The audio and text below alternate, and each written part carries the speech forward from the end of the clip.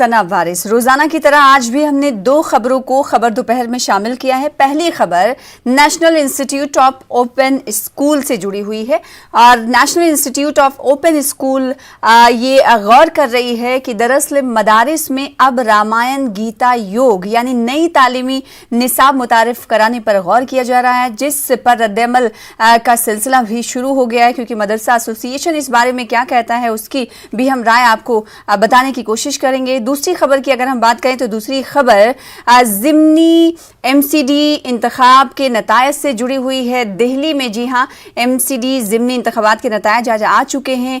ये नतायज बीजेपी के लिए मायूस कुन रहे, कांग्रेस के लिए थोड़ी राहत लेकर आए, लेकिन आम आदमी पार्टी के लिए खुशाइंद रहे, क्योंकि 5 नशिस्तों में से 4 नशिस्तों पर आम आदमी पार्टी ने कब्जा कर लिया है और 1 सीट कांग्रेस के खाते में गई है। तो इन दो खबरों पर हम तफसील से बातचीत करेंगे। सबसे पहली खबर यानी नई तालीमी निसाब की।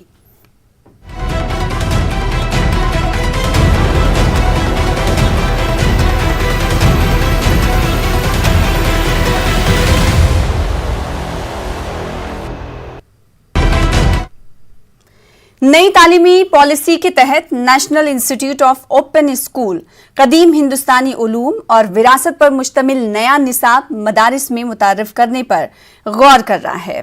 NIOS दर्जा 3, 5 और 8 में बेसिक कोर्स की शुरुआत करेगा। ज़राए के मुताबिक इब्तिदा में 100 मदारिस में नया निसाब लागू किया जाएगा, जिसमें कदीम हिंदुस्तानी उलूम के तहत गीता और रामायण पढ़ाई जाएगी। मुस्तकबिल में इस प्रोग्राम को 500 मदारिस तक वुसअत दी जाएगी। NIOS ने कदीम हिंदुस्तानी उलूम के हवाले से तकरीबन 15 कोर्सेज मुरतब किए हैं, जिनमें वैद, योग, साइंस, संस्कृत, ज़बान, गीता और रामायण समेत दिगर उलूम शामिल है। इस फैसले के बाद चार जानिब से रद्द-ए-अमल का इजहार किया जा रहा है।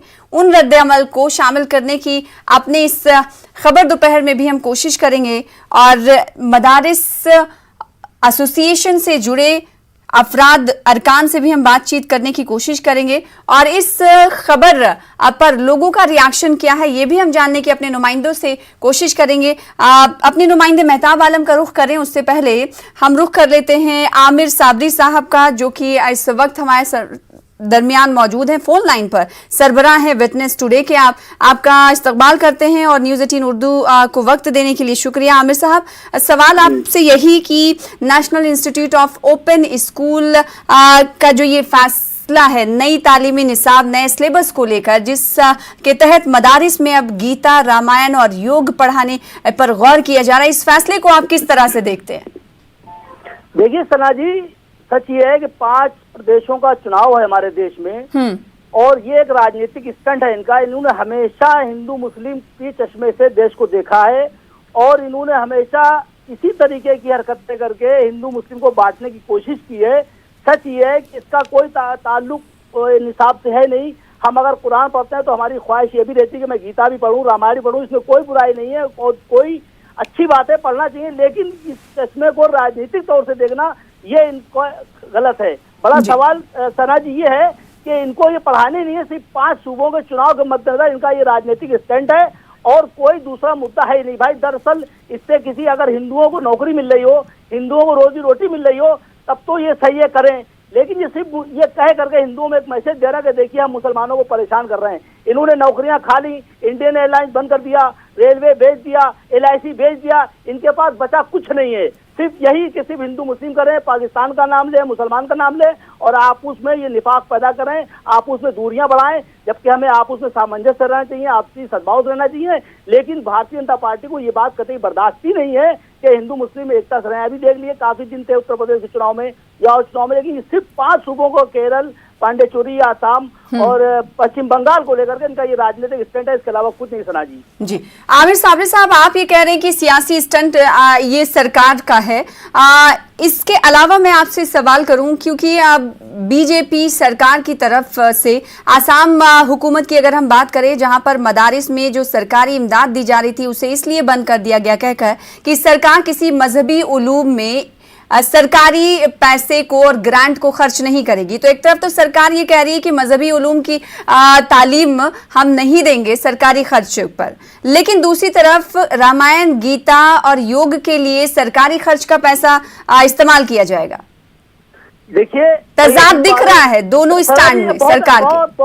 बहुत बड़ा सवाल आपने कर दिया और बड़ी अच्छी बात कह दी है। यही नहीं, आप जब सरकार कुंभ के मेले पर करोड़ रुपया खर्च करती है, सरकार राम मंदिर के नाम पर करोड़ रुपया खर्च करती है, हालांकि मेरा इसका विरोध नहीं है, सरकार पूरा पैसा सरकार खर्च कर दे राम मंदिर में, मेरा कोई विरोध नहीं है। लेकिन यही तो बात है कि ये भारतीय जनता पार्टी के लोग ये दोहरा रवैया क्यों अपनाते हैं, दोहरे मापदंड क्यों हैं? बड़ा सवाल ये मैसेज देना चाहते हैं कि देखिए हम मुसलमानों को परेशान कर रहे हैं, हिंदुओं को कर रहे हैं, लेकिन इससे हिंदुओं को रोजी रोटी नहीं मिल रही है। सना जी, बड़ा सवाल ये है। नहीं, जैसे कि आपने कुछ देर पहले कहा कि रोजी रोटी है, यानी अगर कोई रामायण का टीचर होगा, गीता का टीचर होगा, योगा का टीचर अगर मदरसे में होगा तो उसे तो नौकरी मिल रही है, तो नौकरी के मौके के तौर पर क्या इसे नहीं देखा जा सकता? बहुत अच्छी बात है, मैंने तो पहले स्वागत करा है, अगर ऐसा करें बड़ी अच्छी बात है, लेकिन ये राजनीतिक स्टंट है सना जी, कुछ नहीं है, ये नहीं करेंगे। लाइए मैं लिख के दे दूंगा आपको। ठीक है आमिर साबरी साहब, बेहद शुक्रिया अपने रद्द-ए-अमल का इजहार करने के लिए, मौक़िफ़ रखने के लिए। बहरहाल आमिर साबरी साहब, अगर आपके पास वक्त हो तो हमारे साथ मौजूद रहिएगा। इस बीच दूसरे मेहमान भी हमारे साथ जुड़ चुके हैं जिनका रुख कर लेते हैं। डॉक्टर मतीन साहब हैं जो कि मोहतमिम हैं, मदरसा स्टेट प्रेसिडेंट है ऑल इंडिया यूनाइटेड मुस्लिम लीग के, आपका इस्तकबाल करते हैं। मतीन साहब, आपसे सवाल यही NIOS के तालीमी निसाब के हवाले से कि अब नया निसाब तालीमी निसाब होगा जिसमें मदारिस में 100 मदरसों को लेकर पहले ये फैसला लिया जाना है, गौर किया जा रहा है इस पर कि अब रामायण, गीता, योग की पढ़ाई मदारिस में की जाएगी। इसे आप किस तरह से देखते हैं? देखिए, मुसलमान क्या इस मुल्क के तमाम माइनॉरिटीज पूरी तरह से मुतमईन है कि ये जो मौजूदा सरकार है इसका काम सिर्फ हिंदू और मुसलमान को बांटना और राज करने का मेन टॉपिक है। ये जो भी इस तरह के स्टंट कर रहे हैं, अभी साबरी साहब ने जो फरमाया है, मैं उनकी बात पे पूरी तरह से मुतमईन हूँ। जो उन्होंने कहा है वही स्टंट है उनका। तो लिहाजा मुसलमान इस बात में वो नहीं था कि कुछ फहमी में नहीं बैठा है कि वो साहब ये नहीं करेंगे, वो सारे हरबे करेंगे जो हरबे उनको उन स्टेट्स में इलेक्शन जीतने के लिए करना पड़ेंगे। तो ये उनका एक पॉलिटिकल स्टंट है और हमें कोई अचंभा नहीं हो रहा है, सिर्फ मुसलमानों को नहीं, कोई भी इस हिंदुस्तान की माइनॉरिटी कोई भी वो काम करते हैं उससे वो अचंभित नहीं हो रहे हैं। वो किसी भी तरह से कोई खुशफहमी में नहीं है। वो अगर एम्फसाइज करेंगे कि साहब मदरसा निसाब में हम जो मदरसे एडेड हैं या जो मदरसे मान्यता प्राप्त हैं उन मदरसों में इम्प्लीमेंट करेंगे जाबिराना तरीके से, तो हम एक जिम्मेदार की हैसियत से इस बात को कहते हैं कि हिंदुस्तान का कोई भी मदरसा जबरदस्ती इस बात को एक्सेप्ट नहीं करेगा, वो मान्यताएं अपनी बंद कर देगा, अपनी जो उनके ग्रांट जिसको मिल रही है वो ग्रांट बंद कर देगा, मगर इस बात को एक्सेप्ट नहीं करेगा किसी भी हाल में। यानी सभी मदारिस की तरफ से ऐसे ही रद्द-ए-अमल का इजहार मुमकिन है? बिल्कुल बिल्कुल। कोई भाई मदारिस जो हैं वो दीनी इस्लाह के लिए है ना जी, वो इसलिए तो थोड़ी ना है कि वो तो सरकार ने कहा कि भाई आप हमारे मदरसा पढ़ा रहे, आप ग्रांट करा लीजिए तो हम आपको ऐड दे देंगे। हमने या जो भी मदरसे कायम हुए हैं उसको इस बुनियाद पे कायम को थोड़ी ना किया था कि हमें सरकार मदद देगी तो हम मदरसे चलाएंगे। हमें तो मदरसे चलाना थे और इंशाल्लाह मदरसे चलेंगे, एज इट इज चलेंगे। सरकार की जो हम मदद लेते हैं वो नहीं लेंगे, बस यही तो होगा। वो 100 नहीं 1000 में जो कह रहे हैं वो सब अपने लोगों से करवाते रहे, उनको चाहे जो भी मदरसे नाम क्यों टारगेट कर रहे हैं। ये बेसिकली फ्लॉप गवर्नमेंट है। क्या आपको ये लग रहा है कि दरअसल ये कोशिश मदारिस को एक तरह से टारगेट करने की भी कोशिश है? ये सब तरह से मदरसों को टारगेट कर रहे हैं, एक तरीके से नहीं बहुत से तरीके से इन्होंने तमाम तर जांचें करा डाली। जितनी एजेंसीज होते हैं आप लोकल लेवल पे आएंगे, तहसीलदार से लेकर के DMO से लेकर के DM तक के और डायरेक्टेड मदरसा बोर्ड से सबसे जांचें करा ली हैं सबका जो है। और दुनिया भर के जितने भी सेक्टर्स होते हैं जहां पर मदरसों को तंग करना था वो सारे हरबे ये कर चुके हैं पिछले 4 सालों के अंदर उत्तर प्रदेश के अंदर जी। तो लिहाजा इस तरह के उनके हरबे जारी और सारी हैं और हम पूरी तरह से मुतमईन बैठे हैं, हमें कोई मसला नहीं है। डॉक्टर मतीन साहब, अभी खबर ये है कि इस हवाले से गौर किया जा रहा है, मुतारफ कराने की बात कही जा रही है, यानी आने वाले दिनों में इसे मुतारफ कराया जाएगा। अगर मुतारफ कराया जाता है तो मदरसा एसोसिएशन का आगे क्या इकदाम होगा? हम सारे लोगों से, अपने लोगों से यही अपील करेंगे कि इस तरह के हम किसी अमल में शामिल नहीं होंगे। उनको जो भी गीता पढ़ाना है, रामायण पढ़ाना है, उसके लिए अपने स्कूल खोले, अपने सेंटर्स खोले, जो भी चाहे करके खोले, वहाँ पढ़वाएं। जरूर अब हमारे ऊपर एम्फसाइज करेंगे, उसको हम बर्दाश्त नहीं करेंगे किसी भी हाल में। ठीक है, तो मोहतमिम मदरसा डॉक्टर मतीन साहब का ये कहना है कि अगर इस तरह से जोर जबरदस्ती सरकार की तरफ से की जाएगी तो ये जोर जबरदस्ती नाकाबिल कबूल होगी। सरकार की तरफ से जोर जबरदस्ती उन पर नहीं चलेगी और इस तरह के इक़दाम पर वो अमल नहीं करेंगे। बेहद शुक्रिया डॉक्टर मतीन साहब हमारे साथ जुड़ने के लिए। मेहताब आलम हमारे साथ, हमारे नुमाइंदे जुड़ रहे हैं। मेहताब आलम, सरकार की तरफ से गौर किया जा रहा है, अभी इस नए तालीमी निसाब को मुतारफ कराने के लिए गौर खौस का सिलसिला ही जारी है, लेकिन अगर इसे मुतारफ करा दिया जाता है तो अभी से इसकी मुखालिफत दिखाई दे रही है। कुछ देर पहले आमिर साहब से हमने बात की, फिर डॉक्टर मतीन साहब से बात की, उन्होंने सीधे तौर पर कहा कि अगर उन पर थोपने की कोशिश की जाएगी तो इस अमल को वो सिरे से नकार देंगे, नहीं मानेंगे। अगर सरकार की बात करें तो सरकार इस सरकार के इस फैसले के पीछे आप मकसद क्या देखते हैं, या फिर सरकार का क्या कहना है इस पर? सना, देखो, इसको समझने की जरूरत है कि भारतीय जन्नत परंपरा के नाम से जो कोर्स इंट्रोड्यूस किया जा रहा है, उस कोर्स को लेकर जो लोगों के खदशात हैं वो अपनी जगह हैं और खदशात होना भी चाहिए, क्योंकि एक तरफ हुकूमत ये कह रही है कि सरकारी पैसे से मजहब की तालीम नहीं दी जा सकती, और दूसरी तरफ जो है सरकारी पैसे से मजहब की तालीम देने की बात परंपरा के नाम पर की जा रही है। इसलिए खदशात जो है उतना वाजिब है।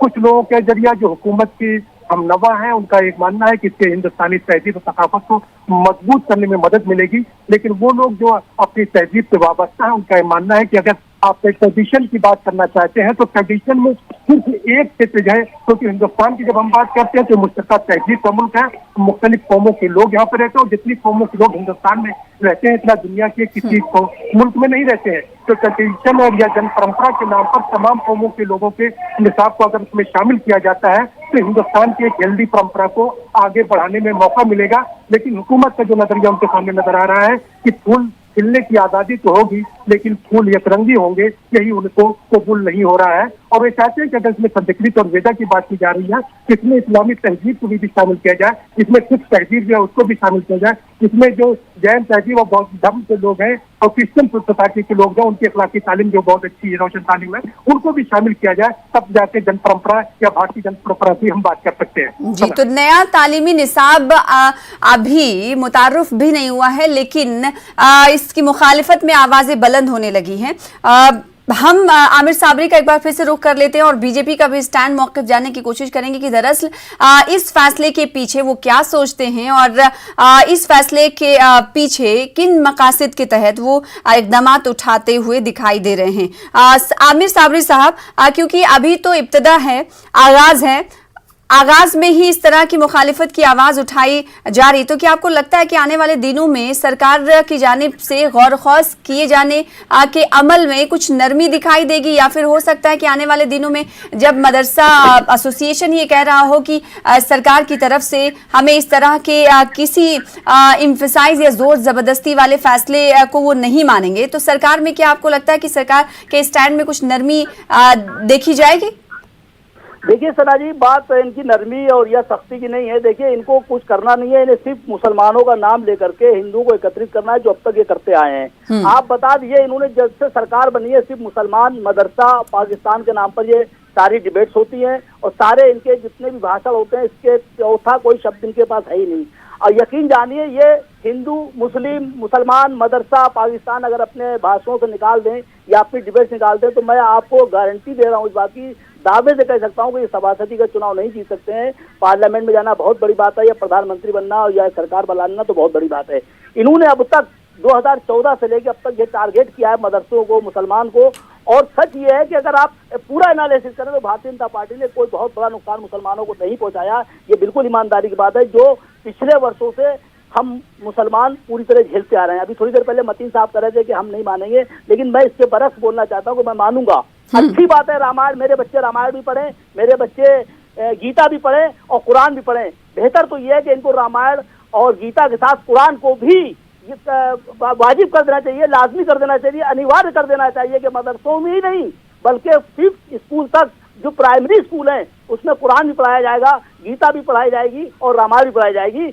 इससे तो देश का मेरे नक्शा और भूगोल बहुत अच्छा बनेगा। हम इसका, इनकी बात का स्वागत करते हैं, लेकिन राजनीतिक स्टंट नहीं होना चाहिए। सना जी, बड़ी बात यह है।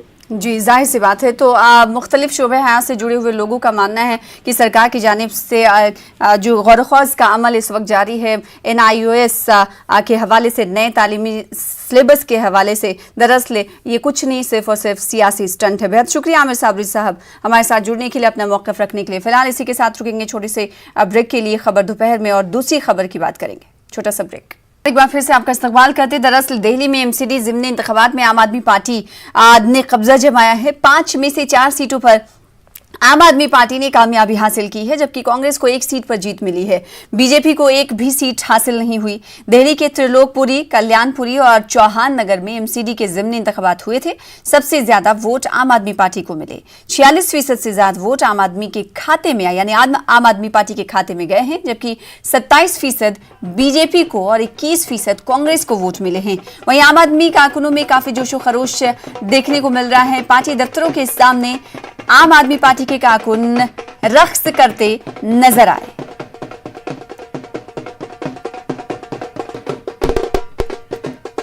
दिल्ली में 5 सीटों पर MCD के उपचुनाव हुए थे, उसके नतीजे आ चुके हैं। 4 सीटों पर आम आदमी पार्टी जीत चुकी है। हमारे साथ बात करने के लिए मौजूद हैं आप विधायक कुलदीप कुमार। कुलदीप जी, 4 सीटों पर आप लोगों की जीत हुई है। देखिए, ये जीत दिल्ली की जनता की जीत है। ये जीत केजरीवाल मॉडल की जीत है, जो दिल्ली के अंदर स्वास्थ्य सेवा, स्कूल, हॉस्पिटल, बिजली, पानी की जो सुविधा हम लोगों ने दी है, जो दिल्ली के लोगों ने काम किया है, ये उसकी जीत है। और दिल्ली के लोगों ने भाजपा के खिलाफ वोट किया है, भाजपा के 15 साल के करप्शन के खिलाफ वोट किया है। जो लेंटर की उगाई लोगों के घर से होती थी, जो लोगों घर के पास कूड़ा पड़ा होता था, जो कर्मचारी तनख्वाह नहीं मिलती थी, उसके खिलाफ लोगों ने वोट किया है। और लोगों ने ये आम आदमी पार्टी को मौका दिया है कि सेमीफाइनल के बाद फाइनल के अंदर आम आदमी पार्टी जीते और 2022 के निगम के अंदर आम आदमी पार्टी सरकार बनाए। बिल्कुल, जिस तरीके से उपचुनाव को सेमीफाइनल मानकर चला जा रहा था और 22 में चुनाव होने हैं, 14 साल से बीजेपी की सत्ता है MCD में, तो अब कितनी बड़ी चुनौती होगी? मुझे लगता है चुनौती है ही नहीं, बहुत बड़ा मैंडेट लोगों ने दिया है। आप देखिए, कल्याणपुर सीट का रिजल्ट अभी आया है। हम लगभग 7200 वोटों से, जितने बीजेपी को वोट मिले हैं, उतने वोटों से हम निगम का चुनाव जीत चुके हैं। भाजपा 15 साल से जहां बैठी हुई थी, भाजपा के सारे नेता लगे हुए थे, भाजपा के सांसद घर घर जाके वोट मांग रहे थे। आप सोचिए, उन लोगों की हार है, क्योंकि दिल्ली के लोगों को पता है कि उन्होंने भ्रष्टाचार के अलावा कुछ नहीं किया है। और आम आदमी पार्टी को उन्होंने इसलिए वोट दिया क्योंकि आम आदमी पार्टी ने जनता के लिए, लोगों के लिए काम किया है। और मुझे लगता है कि दिल्ली के लोग अब की बार 2022 में आम आदमी पार्टी 270 सीटें जीतने जा रही है। सेलिब्रेशन होगा। दिल्ली से लेंटर माफिया का सफाया हो चुका है। लोग बड़ा परेशान थे। लोगों ने सेमीफाइनल में बता दिया है कि फाइनल में क्या होने वाला है। फाइनल में जीतने वाले हैं। सेलिब्रेशन तो शुरू हो गया, आप देख सकते हैं बिल्कुल पूरी तरह से। वोट दे रहे, सरकार केजरीवाल जी को वोट दे रहे हैं। यहाँ पर जिस तरीके से 4 सीटों पर आम आदमी पार्टी जीत चुकी है, और अगर आप यहाँ पर देखें तो सेलिब्रेशन यानी कि जश्न का माहौल बन चुका है। तमाम जो लोग हैं, महिलाएं हो, पुरुष हो, तमाम कार्यकर्ता जीत का जश्न मनाते हुए आपको नजर आ रहे हैं। यहाँ पर आप देख सकते हैं साफ तौर से उनकी खुशी, किस तरीके से खुशी है। आप विधायक कुलदीप कुमार भी है यहाँ पर, और यहाँ पूरी तरीके से जश्न का माहौल है, जीत मनाई जा रही है। और ये दावा किया जा रहा है कि 2022 में होने वाले MCD के चुनाव में आम आदमी पार्टी MCD में अपनी सत्ता साबित करके रहेगी। कैमरा पर्सन नरेश के साथ रचना, News 18 दिल्ली। इस बीच दिल्ली के वजीर आला अरविंद केजरीवाल ने दिल्ली के अवाम का शुक्रिया अदा किया है और कहा कि MCD में, ट्वीट की हम बात कर रहे हैं, MCD में 15 साल के अंदर बीजेपी से अवाम परेशान हो चुकी थी। यही वजह है कि दिल्ली के अवाम ने आम आदमी पार्टी पर भरोसा जताया है। ये आम आदमी पार्टी के सरबराह का ये ट्वीट है जिसका जिक्र हम कर रहे थे। फिलहाल रुख कर लेते हैं अपने नुमाइंदा रचना का, जो कि लगातार हमारे साथ जुड़ रही हैं। रचना, 4 सीटें आम आदमी पार्टी के खाते में गई हैं और 1 कांग्रेस के खाते में। बीजेपी के लिए ज़िमनी चुनाव मायूस कुन कहा जा सकता है, लेकिन अगर बात डिफरेंस की करें तो क्या आम आदमी पार्टी के लिए ज़िमनी चुनाव आसानी भरा था या फिर टफ फाइट थी?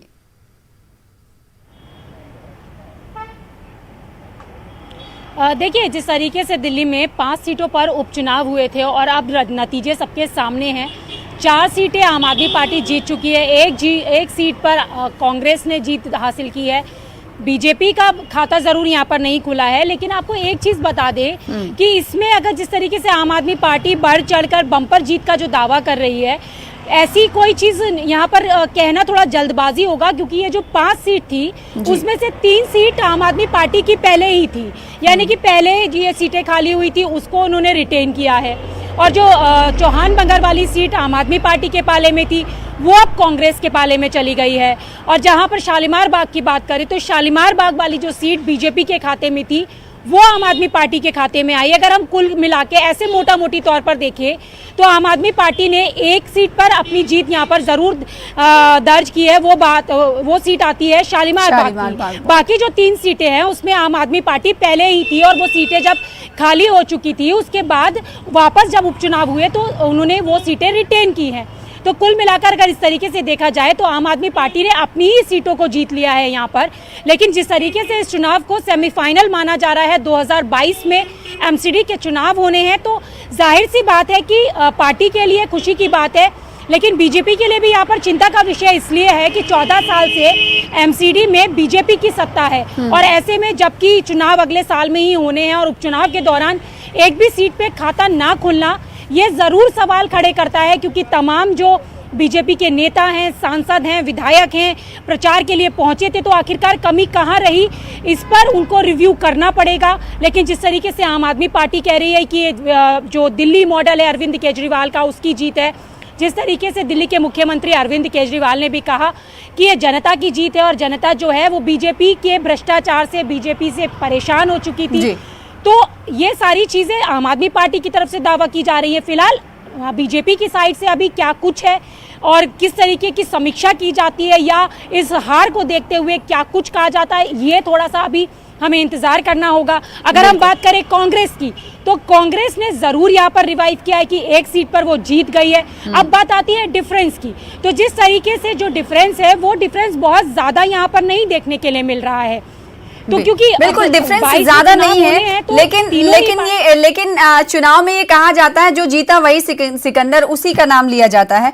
भले ही डिफरेंस कम रहा हो, जीत को ही सामने देखा जाता है। शालीमार बाग वार्ड की बात की कुछ देर पहले आपने, ये सीट जैसा कि आपने कहा कि बीजेपी के खाते में थी, पहले बीजेपी के पार्षद यहां से थे, लेकिन अब ये कांग्रेस के खाते में सीट चली गई है। यहां पर जीत का डिफरेंस कुछ ज्यादा नहीं है। आम आदमी पार्टी की उम्मीदवार जो हैं वो सुनीता मिश्रा थी, जिन्होंने 2705 वोट से जीत दर्ज की है। कुल जो यहाँ पर वोट मिले थे वो 9764 थे। साथ ही बीजेपी उम्मीदवार जो थी सुरभि जाजू, उन्हें 759 वोट मिले हैं। तो यहां पर तो वोट का डिफरेंस ज्यादा दिखाई दे रहा है। रचना,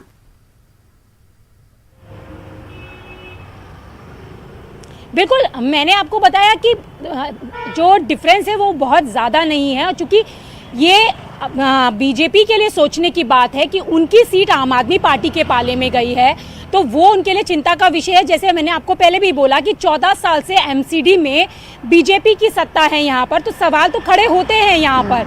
जिस तरीके से चुनाव प्रचार किया गया था, आखिर कारण यहाँ पर क्या रहे या जनता की ऐसी क्या नाराजगी रही कि उन्होंने बीजेपी को नकार कर आम आदमी पार्टी को मौका दिया है, तो ये समीक्षा का विषय है यहाँ पर। और अगर आम आदमी पार्टी जिस तरीके से लगातार दावे कर रही है बम्पर जीत के, तो उसको भी थोड़ा सा जल्दबाजी कहना यहाँ पर जरूर होगा, क्योंकि 3 सीट उन्होंने अपनी ली है। लेकिन अगर हम इन सीटों में ये देखें तो सबसे बड़ा अगर फायदे के तौर पर देखें जहां पर, वो कांग्रेस के लिए नजर आ रहा है, क्योंकि कांग्रेस ने आम आदमी पार्टी की सीट पर सेंध लगाई है और वहां पर उन्होंने अपनी जीत दर्ज की है।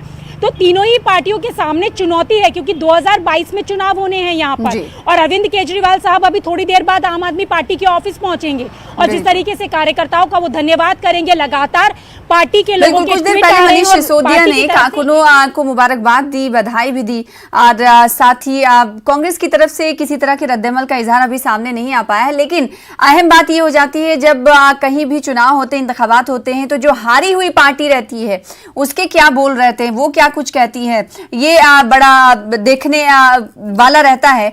ऐसे में बीजेपी की तरफ से क्या इस हार के बाद ज़िमनी इंतखाब में कुछ रद्दमल का इजहार किया गया? रचना, हाँ देखिए जी बिल्कुल, जिस तरीके से बीजेपी अपनी सीटों पे जीत नहीं दर्ज करा पाई, तो बीजेपी ऑफिस के बाहर ज़रूर सन्नाटा पसरा हुआ नज़र आया। और ये जिस तरीके से कुछ डिबेट से कुछ जो स्पोक्स पर्सन है उन्होंने अपनी डिबेट कैंसिल कर दी, इस तरीके की भी सूचना आ रही है। लेकिन ऑफिशियली अभी तक हार को लेकर या आम आदमी पार्टी की जीत को लेकर किसी भी तरीके का बयान सामने नहीं आया है। उम्मीद की जा रही है जो बीजेपी के प्रदेश अध्यक्ष हैं वो सामने आकर इस पर बयान देंगे, साफ करेंगे और समीक्षा करेंगे कि कहाँ पर कमी रह गई। तो ये अभी देखना होगा कि पार्टी इस पर आकर क्या कुछ सामने कहती है। लेकिन मैं आपको बार बार यही बात बता रही हूँ कि 2022 का ये सेमीफाइनल जरूर माना जा रहा था। बीजेपी के लिए यहाँ पर चिंता का विषय है, उसे सोचना होगा, समीक्षा करनी होगी। और वहीं आम आदमी पार्टी की बात अगर हम करें तो ये कहना बेहद ज्यादा जल्दबाजी होगी कि बम्पर जीत हुई है और आगे आने वाले समय में पूरा जो इस तरीके से दावा कर रहे हैं कि एमसीडी में वो सरकार बनाएंगे, तो थोड़ी सी यहाँ पर ये जल्दबाजी है, क्योंकि तीनों ही पार्टियां लगी हुई हैं लगातार की। बिल्कुल जाहिर सी बात, ये कहना जल्दबाजी होगी। और यहाँ पर आखिर में अपने नाज़रीन को बताते हुए चले कि 5 सीटों में से 3 सीटें रिजर्व थीं। बेहद शुक्रिया रचना हमारे साथ जुड़ने के लिए, तफसील से बातचीत करने के लिए। फिलहाल इसी के साथ नाजरीन खबर दोपहर में मुझे दीजिए इजाजत। देखते रहिए न्यूज़ 18 उर्दू। आदाब।